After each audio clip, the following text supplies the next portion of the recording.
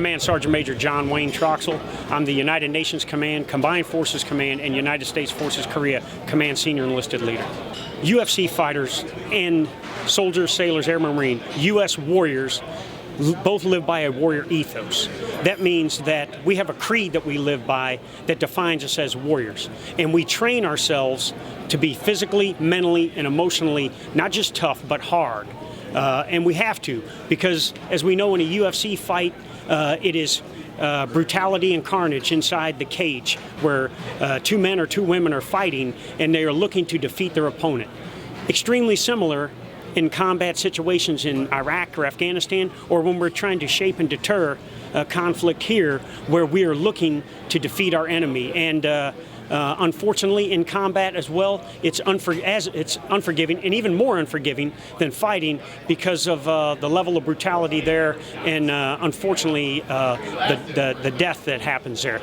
But when it comes to preparing for both, that warrior ethos and then the level of training that we go to and the level of perfection we seek in our craft of being warriors is so similar that I think that's why you see a lot of service members and arguably the #1 fan base for UFC is the military because of those similarities. My wife and I are absolutely rabid UFC fans, and for all the reasons I stated.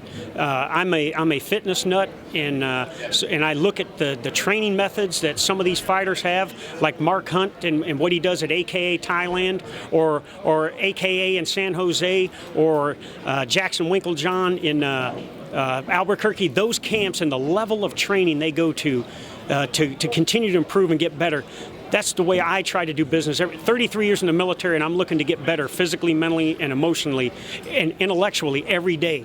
So I caught on to that. But before that, I grew up in Iowa as a wrestler. And, if you know the UFC, like you all know, the Militich training systems, produce some great fighters. One of them who's currently the welterweight champion, Robbie Lawler. But you had guys like Tim Sylvia, you had guys like Jens Pulver, and Pat Militich himself was a welterweight UFC champion. So seeing those guys, how they spawned out of that camp there in my hometown, just made me jump on the bandwagon as even more as a fan. And to this day, I'm very good friends with Pat Militich still because of that. And I will tell you, the other part of that question is what this means to the troops for the UFC fighters being here is huge.